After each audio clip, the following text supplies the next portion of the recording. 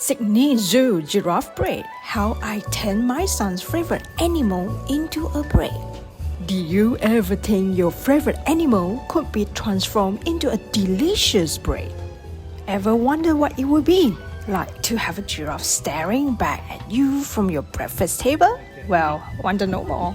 After our recent trip to the Sydney Taronga Zoo, my son was so inspired by the giraffes that we decided to create this adorable and delicious giraffe bread.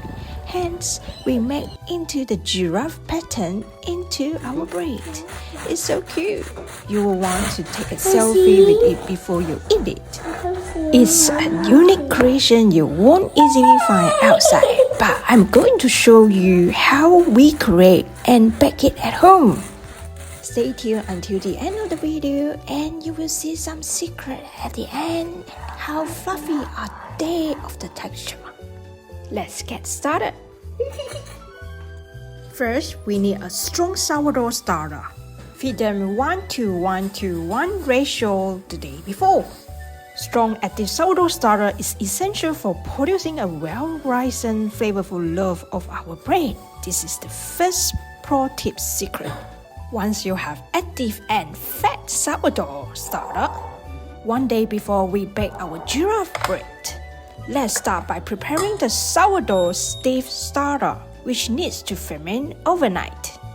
In a bowl, combine 100 grams of sourdough starter, which is we already fed the day before.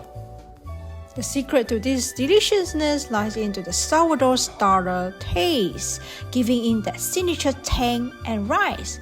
Now I know what some of you might be thinking. I don't have a sourdough starter and making one seems complicated. Well, fret no more. In my sourdough masterclass, I will guide you through the entire process step by step that I learned from one of the best bakers last time. And I'm excited to share their secrets with you. What you need to do now is head over to hankery.com/masterclass and sign up for my sourdough masterclass today. Add in 160 grams water. Give it a good mix.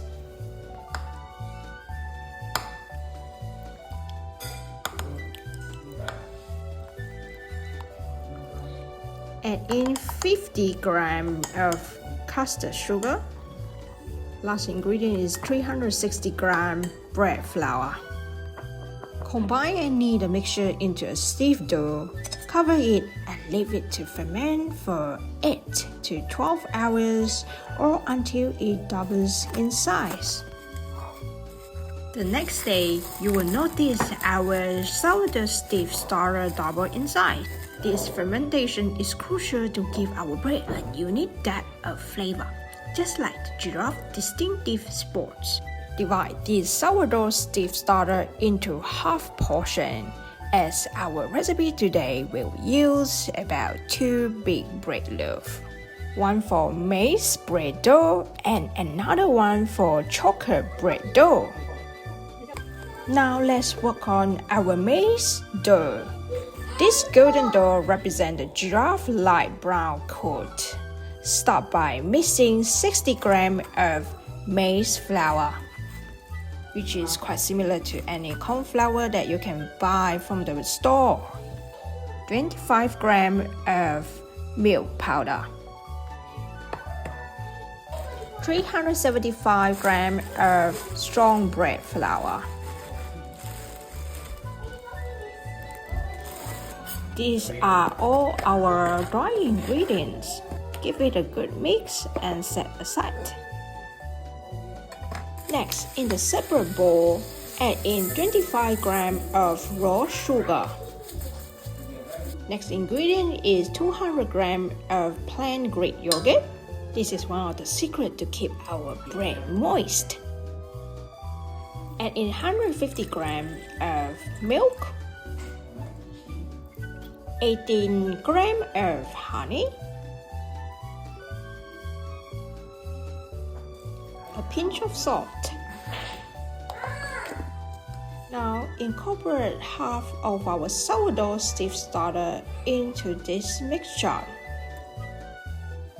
Then add in all the pre-mixed dry ingredients into the mixing bowl together. Place our mixing bowl into the kitchen mixer.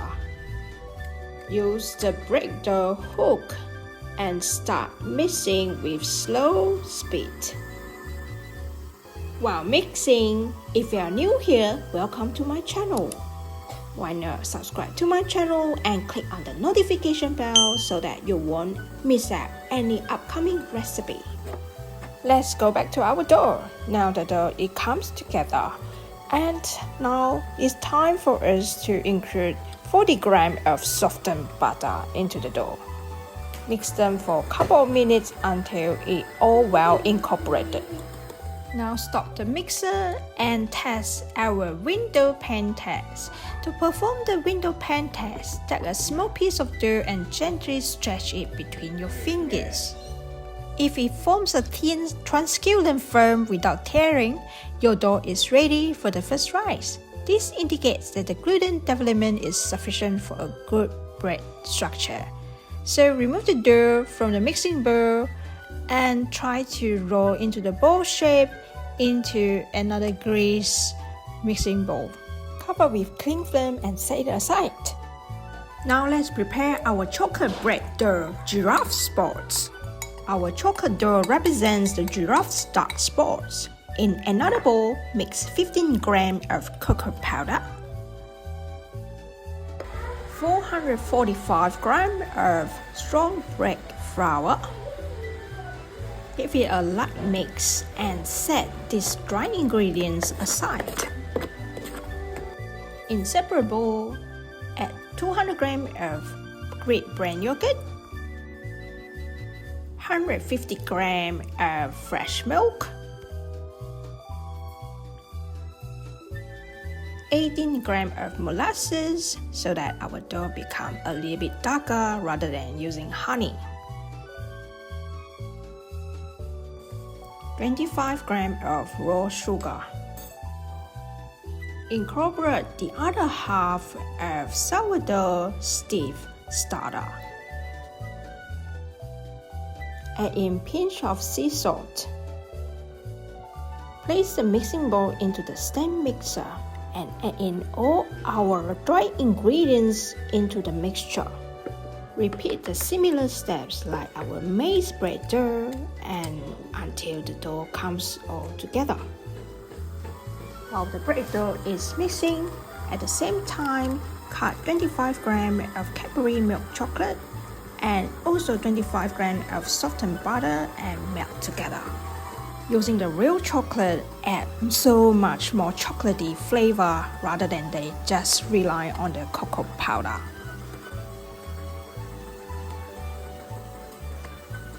Once the dough roughly comes all together, now let's add in our melted chocolate and butter spoon by spoon. Believe it or not, I already able to smell the chocolate flavor from the bread dough. Use a good quality of chocolate is important for the flavor for your giraffe bread. I have also included all the tools and ingredients that I use in this recipe in the show note below. Check it out. Similar to previous bread recipe tips, when the doughs come together after removed from the bowl, now it's time to check our window test pan whether the dough is already developed well gluten. Look at that. They are ready. Place the chocolate bread dough into a separate bowl and cover them with cling film. Cover it with a cling film or any damp cloth and let it rise in a warm place for about 1 to 2 hours or until it doubles in size. One of the most satisfying moments in baking is watching your dough rise. It's a sign that your hard work is paying off and is about to become something truly delicious. After your dough doubles in size, it's time to perform the dough test. This simple technique will help us determine if our dough is ready to shape and bake. There's nothing quite like the feeling of satisfaction when our dough passes the test. It's a sign that we are on our way to baking a perfect loaf of giraffe bread. Now let's start to divide and shaping the dough, creating the giraffe pattern. Remove both dough from the bowl. One is maize bread dough and the other one is chocolate bread dough. Again, this recipe yields 2 loaves. First, measure the weight of these 2 dough and divide half of each of the dough. Once both dough cut into half, now it's time for us to divide all equal size into 10 portions each. Now comes the fun part. We are going to create our giraffe distinctive pattern. Divide each dough into 10 portions. Roll the bowl into bowl shapes, and subsequently we will merge 2 into 2 larger portions, meaning to say altogether for our giraffe bread we will need 8 portions of our dough. I will show you step by step later, don't worry. Just need to work out the maths later on. Doing the same thing for the chocolate dough as well. Divide them into equal portions into 10 little portions. Shape them into the bowl shape as well. Now you should have 10 equal size of the bowl size portion. Now take 1 portion of maize bread dough and roll them into long rectangle shape about the length of our bread tin.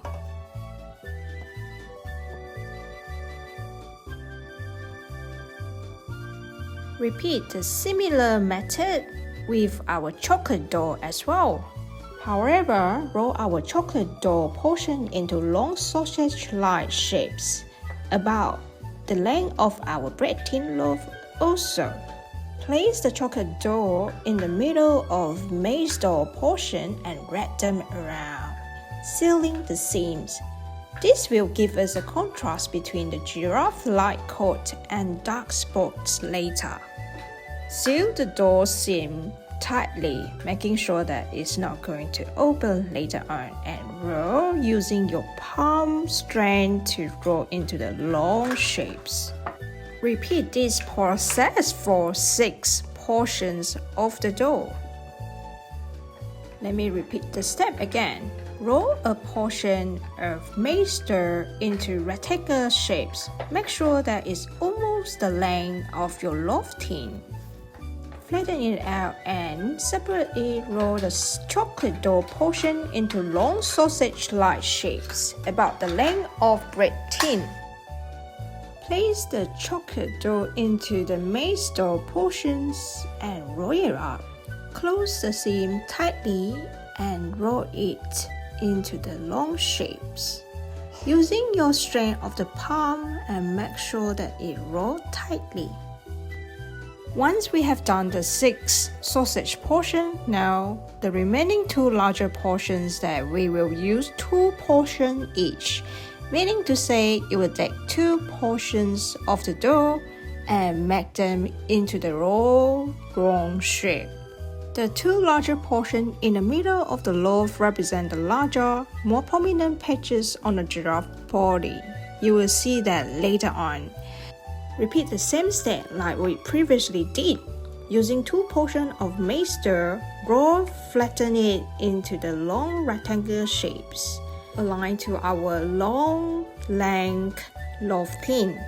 With 2 portions of chocolate dough, similar things, flatten it out and roll it up into a sausage long length.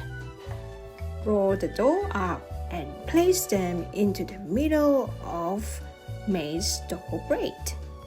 Roll the dough up tightly. Make sure that it is the same size and the length of the loaf tin. Roll it up and close the seam tightly to prevent them to open it up when it's proving. Using the same technique just like baking the baguette, long shaped, and at the end of the edges will be slightly smaller. Using some logical sense right now, let's stack the dough into our loaf bread tin, building the giraffe body. Make sure before you put the dough in, grease your loaf tin or using the spray. Stack the smaller dough logs in 3 layers. Start by placing the 3 smaller dough logs at the bottom. Next, place the 2 larger dough logs in the middle layer in between the dough. This represents the larger spots on the giraffe body. Finally, stack 3 more small dough logs on top to complete the pattern. Altogether are 3 small, 2 larger, and 3 small dough again in the loaf tin. Cover the loaf and let it proof for another 30 to 45 minutes until slightly puffy. Look at them. After double in size, it's puffed up outside the tin now. Brush a layer of the milk before baking. Bake the loaf for 35 to 40 minutes into the oven at 180 Celsius or 350 Fahrenheit. Look at them, just like the giraffe stands tall. The bread rises beautifully in the oven. Once the loaf is done and baked, remove it from the oven and let it cool in the tin for about a few minutes before transferring it out to a wire rack. The aroma of freshly baked bread will fill your kitchen. Let's review it cutting the giraffe-patterned bread. You can sense how exciting is he when I start to cut this giraffe bread. You see? I can see. Yay! Now comes the moment of truth. When you slice into the loaf, you will reveal a fun giraffe pattern, just like the graceful giants at Sydney Taronga Zoo. The giraffe bread loaf is not only adorable, but it's also soft, fluffy, and delicious with chocolate flavor. A perfect tribute to my son's favorite animal, the giraffe. Here's the secret. The giraffe bread loaf is incredibly fluffy and soft with light airy texture that comes from the combination of our sourdough starter and the yogurt-based dough. When you bite into it, the bread has a pillowy softness that melts in your mouth, making it a delight to eat. The maize bread dough brings a subtle sweetness and a slight corn-like flavor, offering a mild buttery taste with hints of honey. It balances well with the chocolate dough, which adds a deeper, rich cocoa flavor, accentuated by the molasses and melted Cadbury chocolate. The giraffe pattern adds an extra layer of visual excitement, making each slice of fun. Now let's recap my recipe of giraffe bread, or you can go to hankery.com for print-out recipes. Why not you check out my next recipe, which is called bacon onion bread loaf of sourdough. Links in the show note below, or you can click on the screen. Don't forget to like, subscribe, click on the notification bell, or comment for more fun family recipes inspired by my favorite adventures. See you next week.